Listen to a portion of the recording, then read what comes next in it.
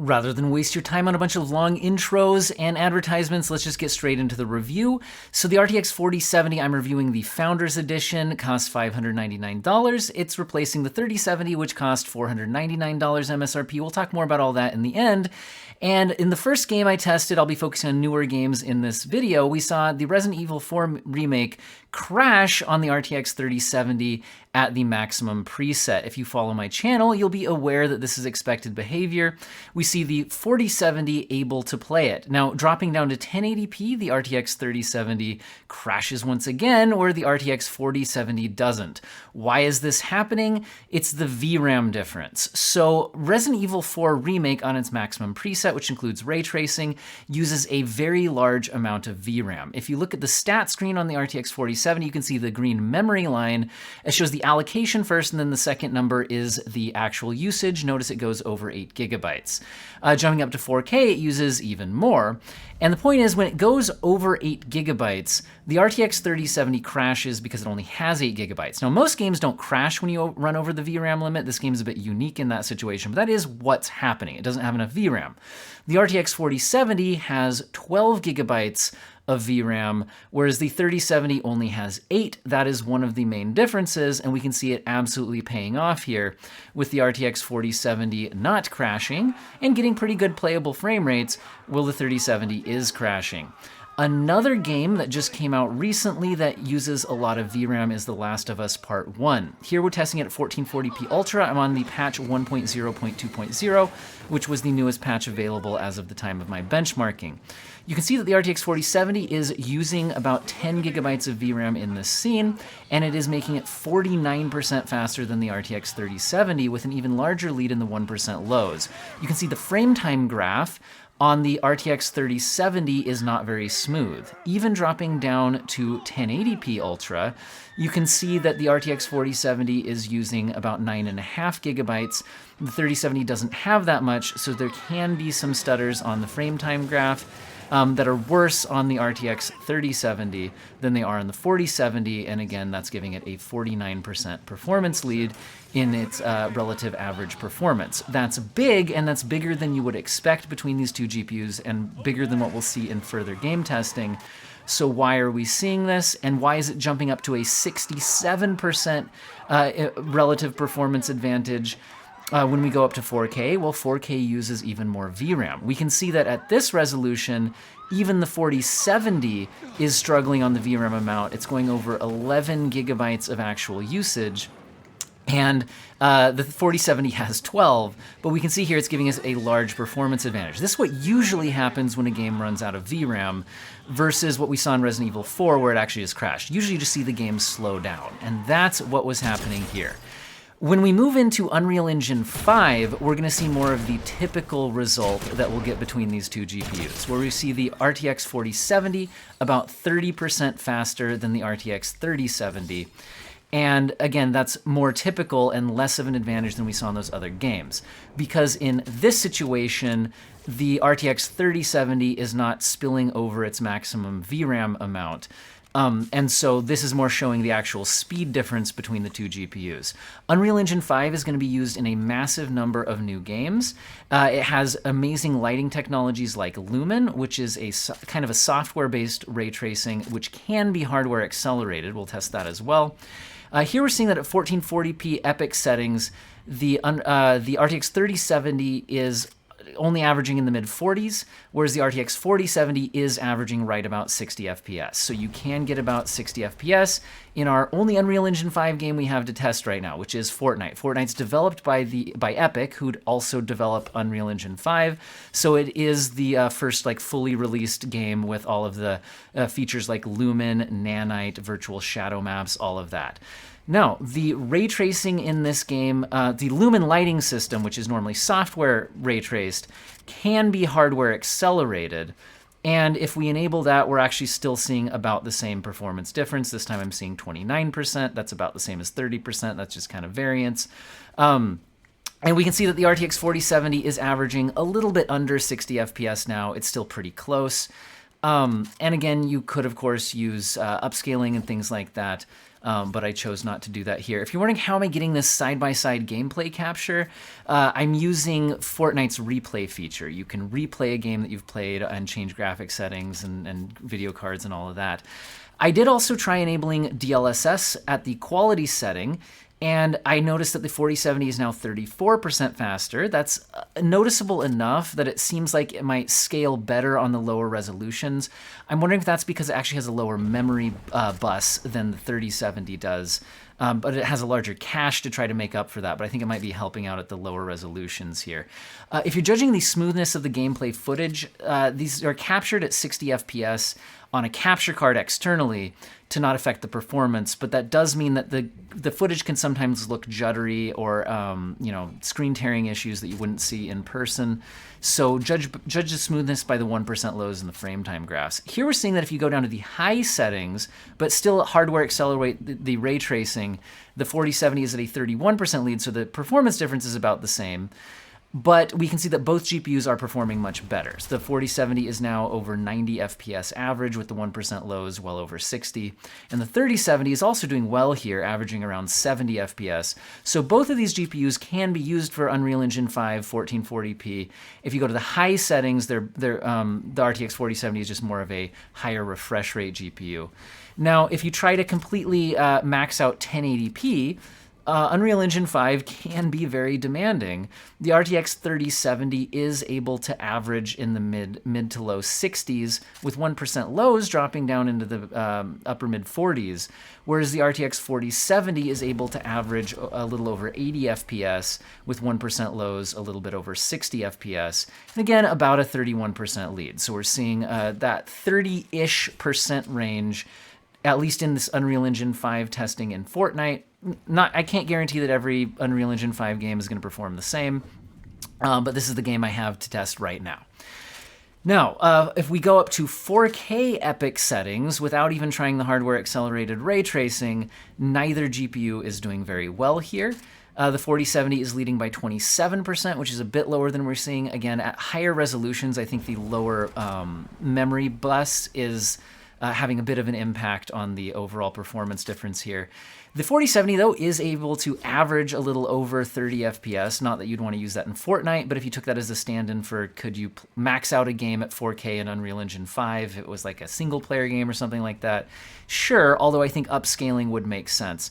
If we turn on the ray tracing, but also turn on DLSS at the quality setting, I'm now still seeing the 4070 leading by 27% over the 3070.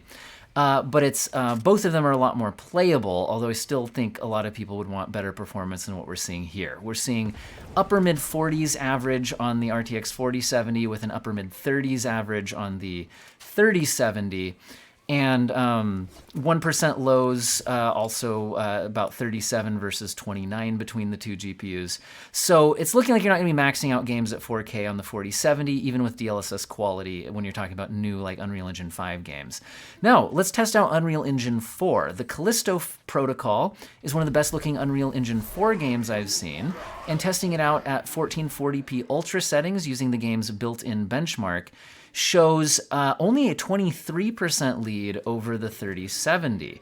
So a lot lower than what we've seen so far and a lot lower than what we saw in Unreal Engine 5. Both GPUs are doing well overall on the averages, with the 3070 over 70 FPS and the 4070 closing into the upper 80 range. 1% lows are bad on both GPUs, but honestly, this built-in benchmark in this game is just horrible on the 1% lows on every GPU I've tested. So it's just kind of brutal in that regard. If we drop down to 1080p ultra settings, we now see a 22% lead over the RTX 3070, so even dropping down to 1080p. I was wondering if maybe because of the bit bus on the memory bandwidth, that kind of a thing, if the lower resolution would help out here. Doesn't seem like it did. So yeah, it just looks like it's not all that much faster than the 3070 in this game. Now, both GPUs are getting a very good average frame rate. Again, the 1% lows are just brutal here. But given the fact that $600 MSRP versus a $500 MSRP is a 20% price increase, I hate that I'm only seeing, and now at 4K Ultra, only seeing a 21% performance increase. Now, that being said, there's other things that are an advantage on the 4070 that we'll get into later in the video. There's some games that support frame generation, things like that. Also, if you look at the power draw, the 4070 is drawing less power to deliver higher performance. But again, when you just look at it as, I'm seeing 21% better performance in this game, and it costs a 20% higher MSRP, that's stagnation in price to performance, although that is just this game, and we saw the extra VRAM capacity paying off in Resident Evil 4 and The Last of Us, and we saw a 30% performance increase in Unreal Engine 5. However, I wonder if this is just Unreal Engine 4, and guys, there's a lot of Unreal Engine 4 games. So Returnal is also developed in Unreal Engine 4, where I'm showing you kind of the tail end of the benchmark section. The full benchmark's pretty long. This is 1440p Epic. This game does feature ray tracing, but I didn't turn it on here. We're seeing a 23% lead for the 4070. Now, both GPUs are performing really well here. They're very playable at 1440p Epic. Dropping down to 1080p Epic, saw the 4070 do a little bit better relatively, going up to a 26% lead. But overall, it just seems like the performance advantage in Unreal Engine 4, at least in these two games, doesn't seem to be as big as we saw in Unreal Engine 5. And again, the closer we get down to that 20% more performance for 20% more price line, the more disappointed in the 4070 I become. So I certainly want to see better numbers than that. However, not saying that you would use these for 4K Epic, but actually, guys, they're playable frame rates here. The 4070 is averaging about 56 FPS, in the mid 50s. We're only seeing 21% more performance than the 3070. And again, I think that's at these higher resolutions. The lower memory bandwidth is suffering a little bit there, the low bus width. Now, speaking of memory, though, Forspoken is another PlayStation 5 exclusive on consoles that is available on PCs, so was Returnal. And at 1440p Ultra setting, which does include some ray tracing, we see a 54% lead for the RTX 4070 over the 3070. So that's a lot more impressive.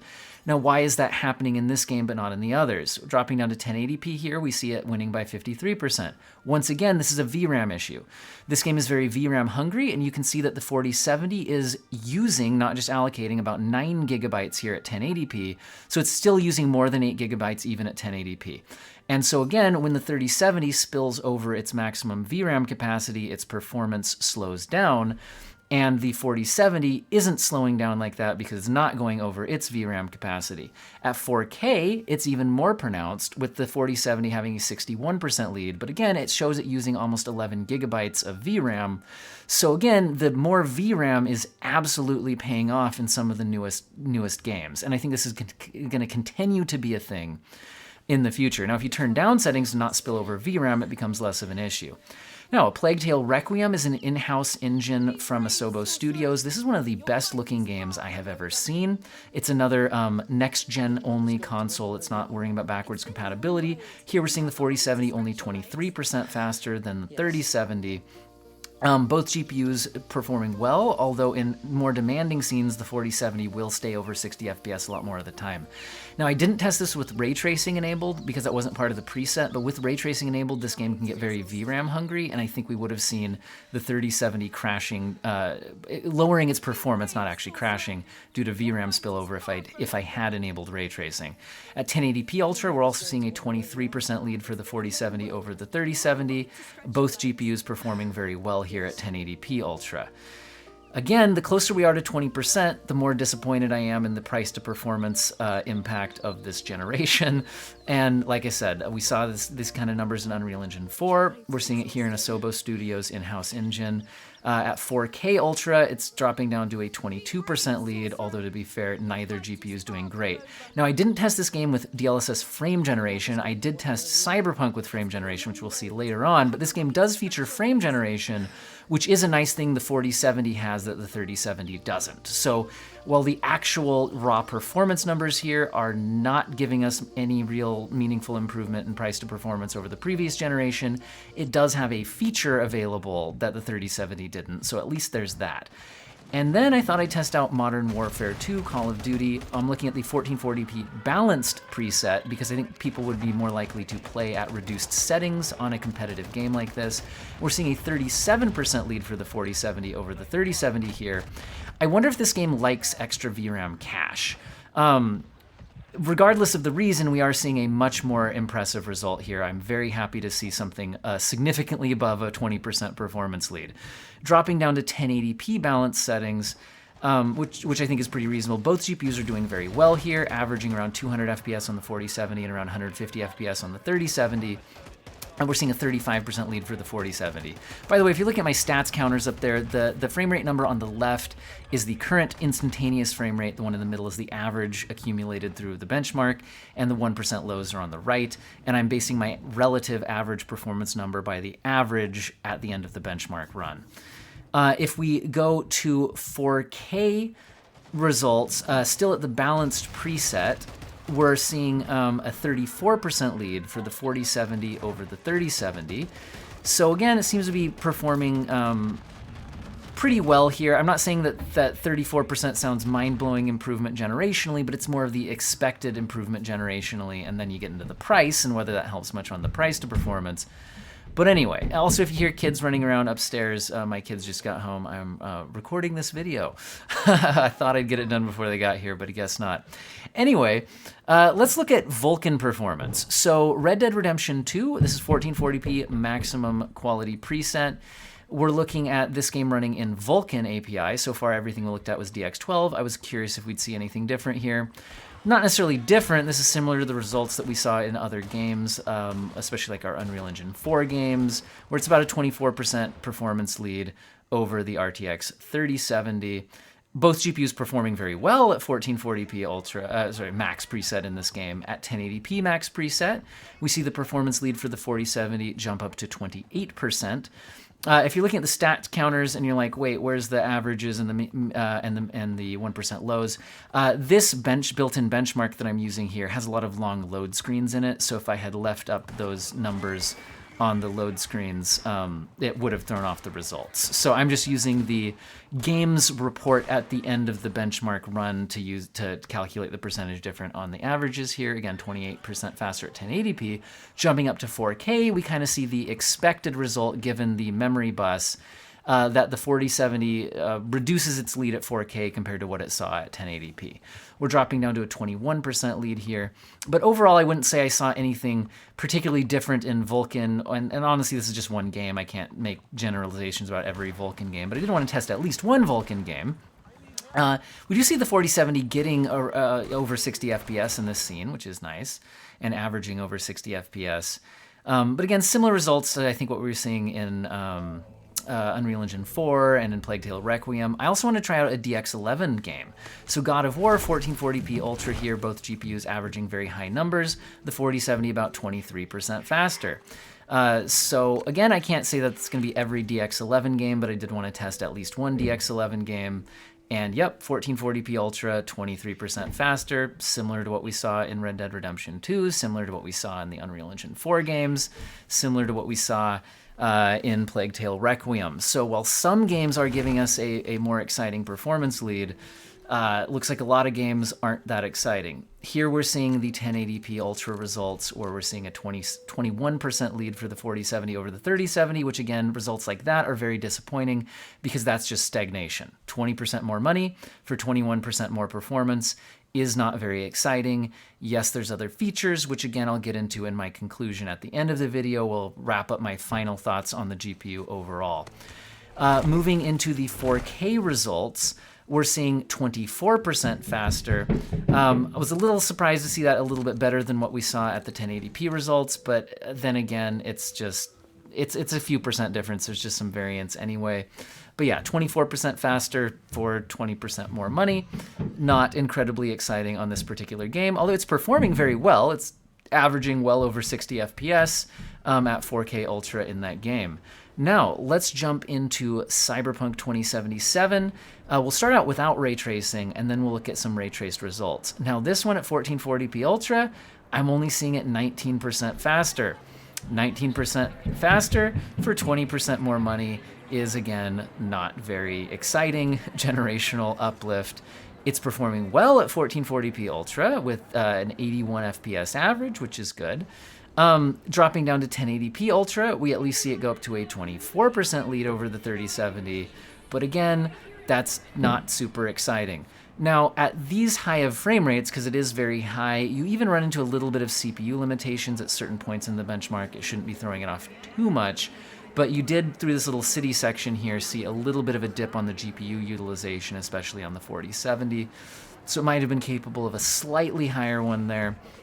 But let's get into some ray tracing numbers. I like to use Cyberpunk. Now I realize by the time you're seeing this video, the RT overdrive mode will have released in Cyberpunk. But as of the time I'm recording this review, that releases tomorrow, so I didn't have access to the overdrive mode. However, I can use the Ray Tracing Ultra preset that the game has had since launch, and here we're seeing a 35% lead for the 4070 over the 3070, and we can also see that the 4070 is using more than 8 gigabytes of VRAM. So part of that performance difference could be related to VRAM spillover on the 3070. I think that's also why we see its 1% lows drop so badly. So 35% faster at 1440p Ray Tracing Ultra, although keep in mind that the actual result is very low here. The 4070 is only averaging about 38 FPS at this point in the benchmark run, with the 3070 being at 28 FPS, so it's certainly a lot better, but it's not a very good ray tracing result. You wouldn't like to play the game this way. Now, here's what Nvidia is going to claim, because they're claiming this is a 100 FPS 1440p ray tracing GPU. So here's how they arrive at this number, is enabling DLSS. Now, they would want me to probably use DLSS performance mode. I think it just looks too terrible, especially at 1440p. DLSS quality looks pretty reasonable. And the average performance I'm showing you is DLSS quality versus DLSS quality, where I'm seeing 33% faster than the 3070, which is what we'd expect. Now here's where I'm gonna show off frame generation. The RTX 4070, which you're seeing on the far right here, can use frame generation, which increases the frame rate and the smoothness of the motion quite a bit. You can see it bumping the frame rate up over 100 FPS. However, look at the average PC latency. Usually when you get higher frame rate, the latency goes down, making the game more responsive. Frame generation does not do that. Normal DLSS does. Generated frames are not actually interactive, so they do not increase the game's responsiveness, and they actually slightly delay showing you the next frame in order to get that. So what are my final thoughts? Usually the most exciting thing about the next generation of graphics cards is increased price to performance, or in other words, you get more performance per dollar. So that's how I like to judge this, although we're also getting new features, power efficiency, things like that, and that should be factored into consideration. So let's look at this. If I wanted to buy an RTX 3070 right now, and remember I'm filming this video a couple days before the 4070 launches, so it's possible that that will impact the price of the 3070, we'll see. If I go to PC Part Picker, which, you know, sometimes you can find better deals, especially if you look used, but this is surveying a lot of new retailers, major retailers like Amazon, Newegg, places like that, and you can sort prices low to high. You can see that new RTX 3070s right now cost $530 at the cheapest and go up from there. You can occasionally get them around MSRP. It's been very difficult to ever find one below $500, although not impossible if you're buying one new ever since they launched. So you can compare the 3070's MSRP, which is $500, and the 4070's MSRP, which is $600. So judging by the MSRPs, the 4070 is 20% more, or in other words, 1.2 times the price of the 3070's MSRP. If I judge it based on the price that one actually costs in the current market, and there has been a lot of inflation, it's about 13% more money. So whichever way you look at this, what do we think of this in terms of price to performance? Well, if you go back through all of those benchmarks, the RTX 4070 can offer a huge amount of increased performance, 50% or more, when the 3070 is running out of VRAM. So in other words, it is a big deal that the 4070 has 4 gigabytes more VRAM. We have 50% more VRAM if you want to look at it that way. So when the 3070 runs out of VRAM and the 4070 doesn't, the performance uplift is exciting. So that's how I'll factor in the VRAM here, and I think it'll increase the longevity of the GPU. Although we did see examples of games using around 11 or almost 12 gigabytes of VRAM already in this testing, and this GPU is just coming out now, which means that when the 3070 came out, games were pushing right about that 8 gigabytes, but it wasn't a problem. The 4070 is coming out right now, and some games are already pushing right up against that 12 gigabyte limit. And maybe it's not that big of a problem today, but is it going to be a problem 2 years from now? I think it will be.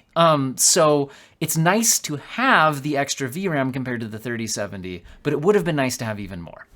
That being said, if we look at where the VRAM doesn't seem to be an issue, both GPUs have enough VRAM, then we saw examples of it only performing about 20% faster, more typically 25 to 30% faster, sometimes about 35% faster.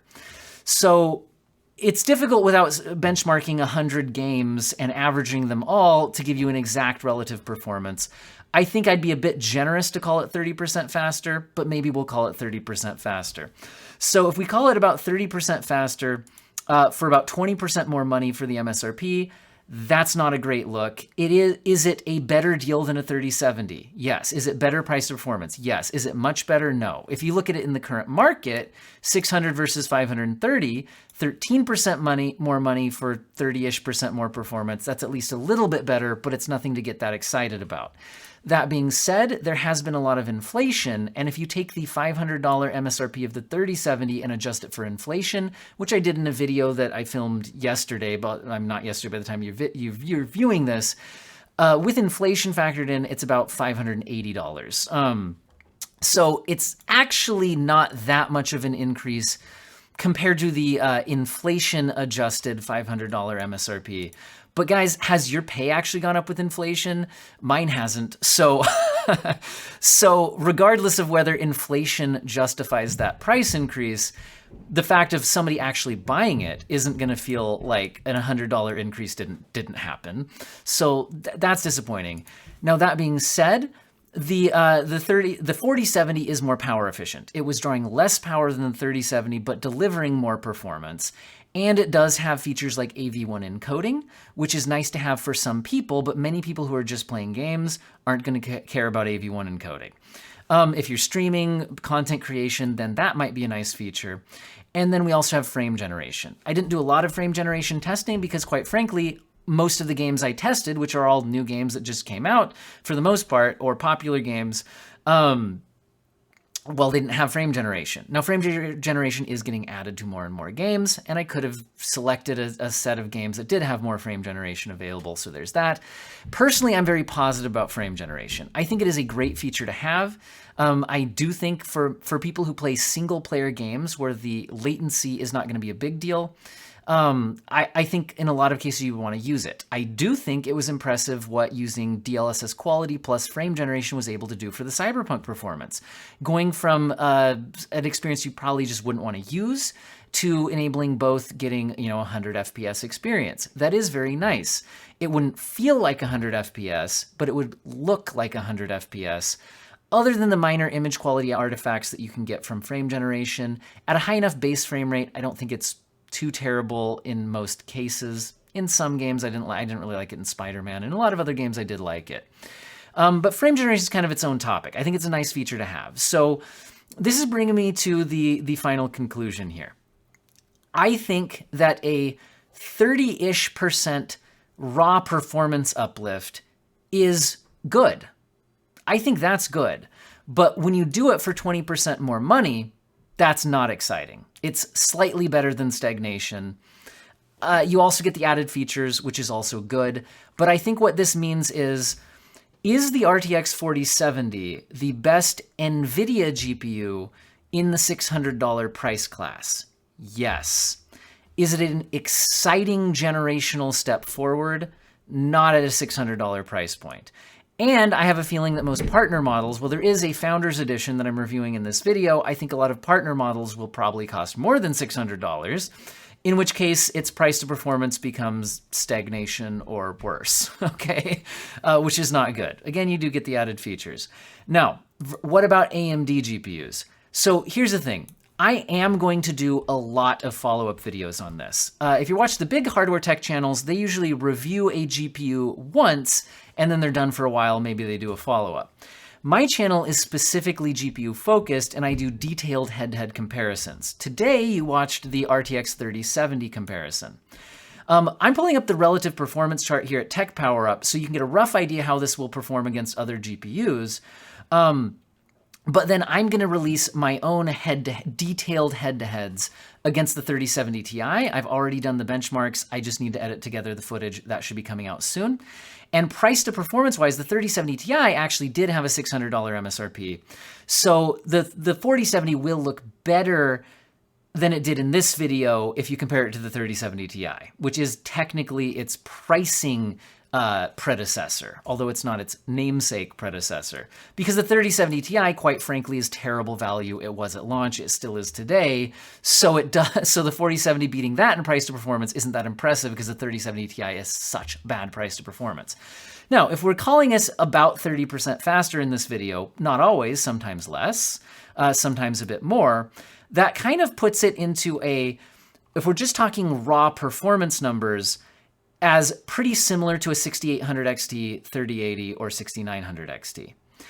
Now, interestingly, in the current market, the RX 6950 XT, I'll pull it up here, RX 6950 XT. If I wanted to buy one right now, I could buy one as low as $630. Brand new, cheaper used, right? So if a 6950 XT is 46% faster, again, this is the relative performance on Tech Power Up. I'll do my own detailed analysis here. 46% faster, and I have a feeling that most of the partner models for a 4070 are going to cost at least around $630. There probably will be some for its MSRP. I think these are going to be very direct price competitors. And that will be an interesting comparison to make, with the 6950 XT probably delivering better rasterized performance, but possibly lower ray tracing performance. Again, I've already done the benchmarks. I just need to edit together the footage. So stay tuned to the channel, and you're going to see a head-to-head against the 3070. I think the next one I'm probably going to publish, maybe even later today by the time you're getting this, or maybe tomorrow, will be the 6950 XT, because I think that's the closest priced AMD competitor in the current market. So we'll look at it against the 6950 XT. I've also benchmarked the 3070 Ti, so we'll look at it against that in an upcoming soon video. And I've also benchmarked the 4070 Ti to look into, obviously the 4070 Ti is better, but how much better, which one offers the better value, that kind of a thing. So we'll be looking at that. So I've got 4070 Ti, 6950 XT, and 3070 Ti benchmarks coming up against the 4070. Stay tuned to the channel for all of that. In summary, if you're buying an Nvidia GPU at the $600-ish price point, I do think the 4070 is the best one available in the current market. It is better than a 3070 and a 3070 Ti, which are the price competitors right now from Nvidia. I think that you'll want to stay tuned for my more detailed review against the 6950 XT, because I think that is going to be faster at rasterized. Ray tracing performance depends on the ray tracing workload. And then the 4070 does draw a lot less power, has frame generation. So that'll be an interesting head-to-head, and you'll get that one from me next. What do you guys think in the comment section? You're going to be trying to buy one of these? I hope all of you have an excellent day.